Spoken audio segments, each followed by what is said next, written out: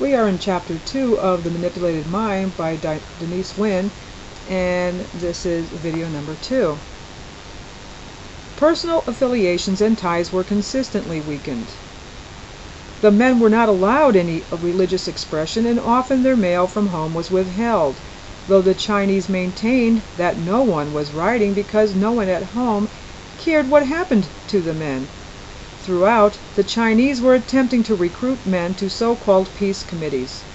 Those that joined then had to play a part in the indoctrination by trying to prevent resistance from among the men and to produce propaganda leaflets to aid the cause, but under the guise of camp recreation activities.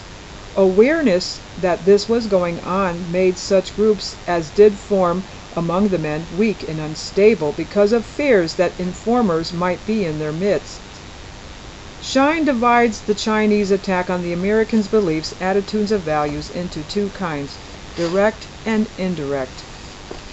Direct methods included daily lectures 2 to 3 hours in length, the content of which was concerned with disparaging the United Nations and the United States in particular, and praising communist countries, forcing prisoners to sign peace petitions and confessions, and make radio appeals and speeches calling for peace.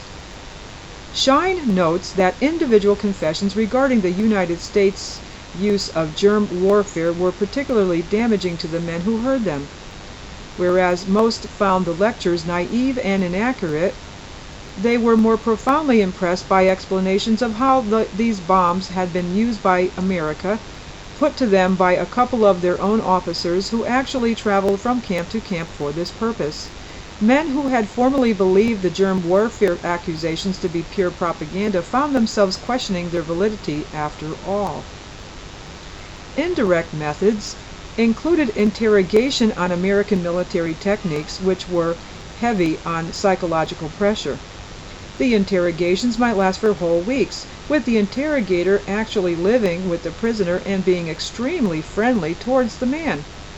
During interrogation, statements made by a prisoner were reviewed repeatedly, and the demand that the prisoner resolve all inconsistencies between early and later versions.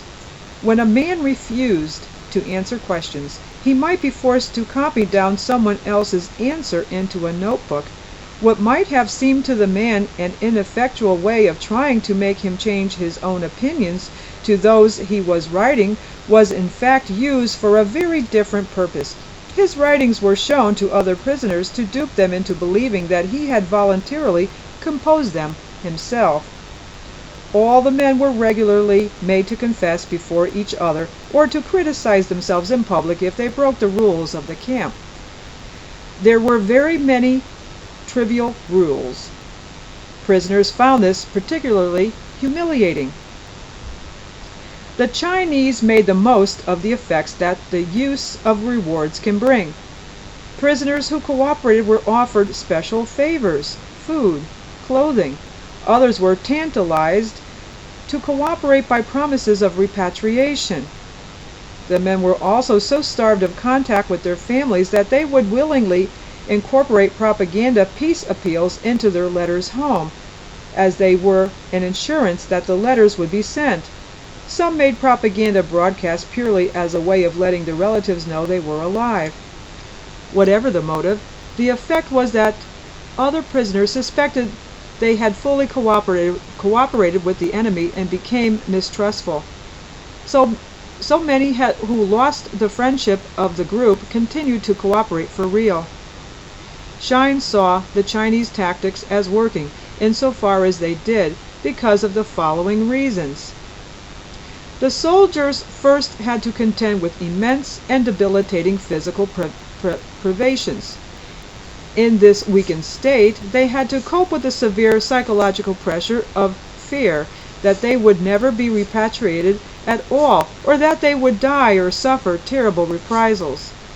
They were also in a position where their normal beliefs, values, and attitudes were consistently being undermined by their captors, thus preventing their maintaining a strong and constant sense of self.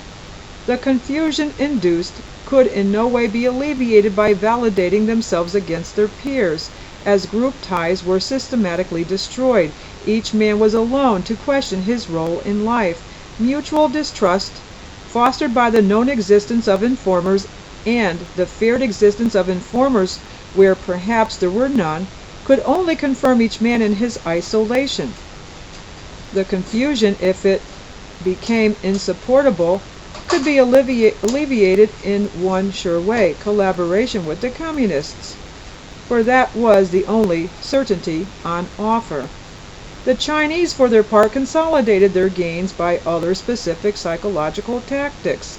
They used repetition to break a man down, making their demands and accusations over and over again until, worn out, prisoners gave in. They operated a careful pacing of demands, starting with trivial requests and gradually working up to the highest demands. They forced the prisoner to participate in his own conversion. Listening quietly to lectures was never enough. The man had to make responses, verbally or in writing. Finally, by couching their indoctrination in the guise of a plea for peace, the Chinese were able to appeal to the all too worn down and war-weary soldier. Schein's view was that no one stress is entirely responsible or overly responsible for the breakdown that can lead to so-called brainwashing.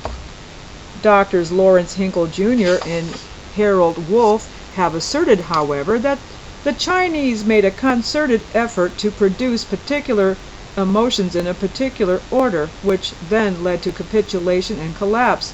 They listed them in an article in the Bulletin of the New York Academy of Medicine in September 1957. The emotions to be aroused were anxiety, suspense, awareness of being avoided, feelings of unfocused guilt, fear and uncertainty, bewilderment, increasing depression, fatigue, despair, great need to talk, utter dependence on anyone who befriends, great need of approval of interrogator, and increased suggestibility. This all culminated in confession, rationalization of confession, and final profound relief. The U.S. Group for the Advancement of Psychiatry in 1956 held 2 symposia on forced indoctrination, to which Dr. Wolff presented research. He outlined 8 of the communist methods for achieving the above ends. And I'll stop it right here and pick that up in the next video, which will be part 3 of chapter 2, and we are in The Manipulated Mind by Denise Wynn.